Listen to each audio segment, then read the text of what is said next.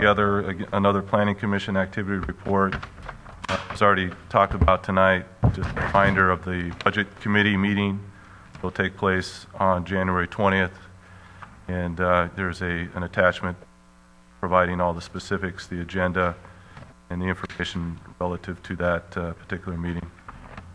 I also wanted to announce tonight, officially, Jack Cooley, our fire chief, has announced his retirement effective the end of this month.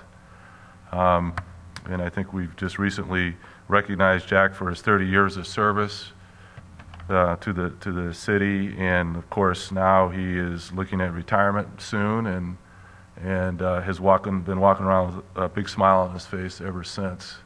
But we certainly appreciate all the work that Jack has done, and Chief Cooley is certainly going to be missed, and we'll have, I'm sure, at our next meeting some kind of a recognition of Jack's achievements and service to our community. I do want to also mention that I will be appointing Mike Lane, his assistant, as the interim during the time that we'll be making a decision on Jack's permanent replacement for fire chief. So just make everybody aware of that. And Jack's left the department in great shape, and we're all in a much gratitude to him for his service. I also wanted to mention we received a technical assistance grant award. I believe the amount was somewhere in the $29,000 range, or actually, I'm sorry, $49,000. Missed a couple digits there.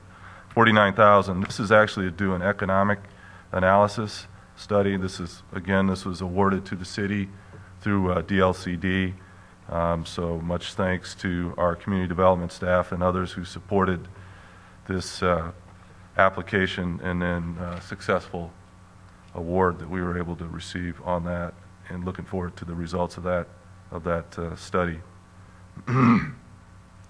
A few months ago, you may remember, we had a couple appear before the council concerned about some storm drainage issues, the Marsters, and we were able to resolve that recently, and signed off on a strategy to make a fix there.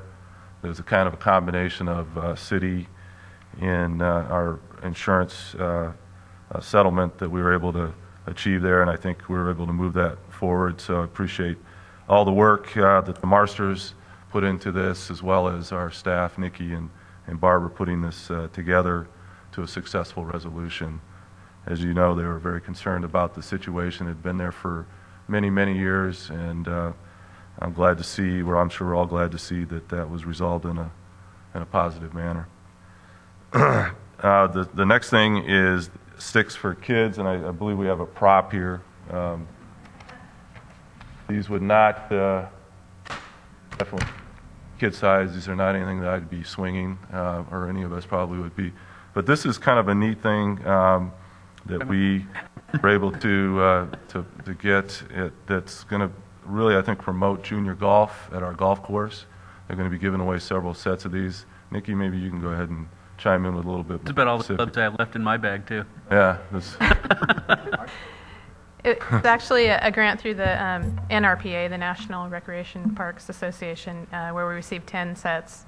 They range from, this is the biggest set, and then there's 2 smaller sizes. And then for these 11-year-old sets, we got, I think, a couple of lefty sets, too. So just to promote junior golf, and we've actually had a few people willing to donate balls. Kermit Reich, Tom Kohlberg, and Neil Brown have all committed to give us some balls too, so we'll be in good shape. I think it's really a neat thing. I think it's a recognition that our future, as far as owning golf course and the future in general, is golf for our youth, and it's a great game to teach kids because it's a lot about respect and playing by rules and understanding how the game is supposed to be played, and so we appreciate that. Right. Thank you, man. So, next item is the energy stimulus grants, and we continue to try to make applications for various it's called the Recovery Act stimulus funding. There are 4 items that we've listed that we're trying to pursue that would actually provide some greater efficiency, energy efficiency for some of our operations in the city.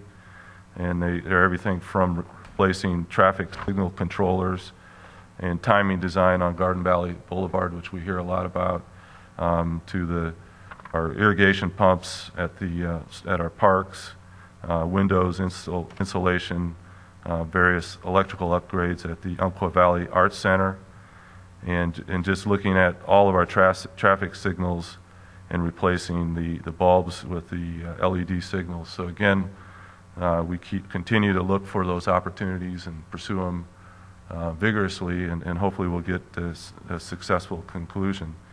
And while I'm on that topic, in terms of being able to be successful obtaining some funding for transportation-related project to Exit 127, we did get a positive vote out of the Southwest Area Commission on Transportation last Friday, and this resulted in $900,000 that will be made available for Exit 127 capacity building improvements, and this will be helpful as we get into the Costco development and other development that will be occurring in that area in the future, and it will be money that we can actually use to look at installing a roundabout design to replace 2 of our traffic signals, both the present and future traffic signals in that area, which again, when you look at the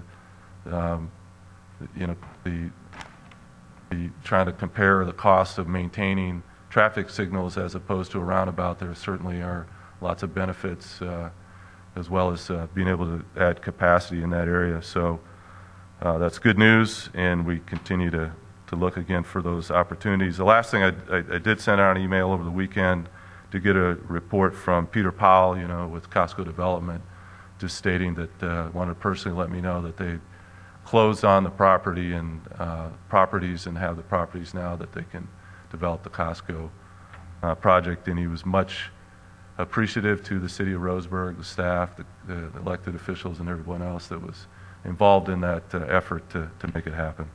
So with that, I will answer any questions anyone may have.